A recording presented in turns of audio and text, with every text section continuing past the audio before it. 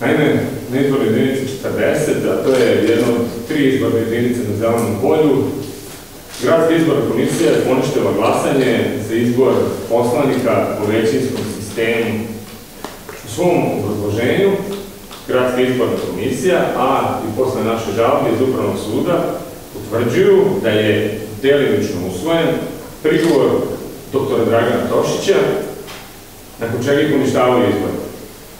Delimično usvojen znači da nisu poništeni izbori za predsjednika Republike na ovom glasačkom mestu. Iako se glasalo i za pokrajinski poslanik u drugom krugu i za predsjednički kandidata.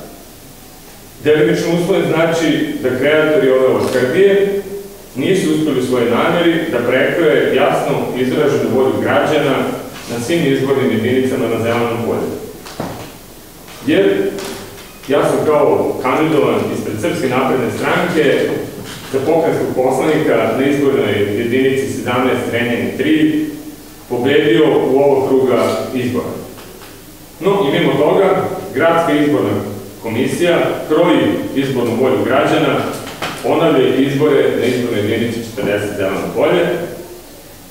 Sada mi se pitamo, da li to znači da na ovoj izbornoj jedinici izbori trebaju da traju sve dok ne pobedi odgovarajući kandidat? Naravno da se ishod ovih izbora može i nekako potrebiti u postizbornoj trgovini socijalističkom partijom na lokalnom nivou.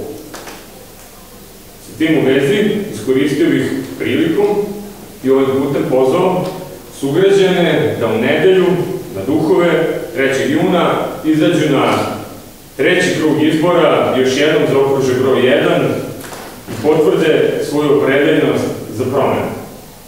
Riječ je o sledećim ulicama na Zelenom polju: Augusta Cesarca, Bačka, Crnogorska, Sremska, Hajduk Veljkova, Ivana Neštrovića, Petra Preradovića, Radoja Domanovića, Josipa Pančića, Miroslava Antića, Lajnova, Miroslava Krleže, Temišvarski drum parna strana, Temišvarski drum prvi i drugi red. Hvala na pažnji.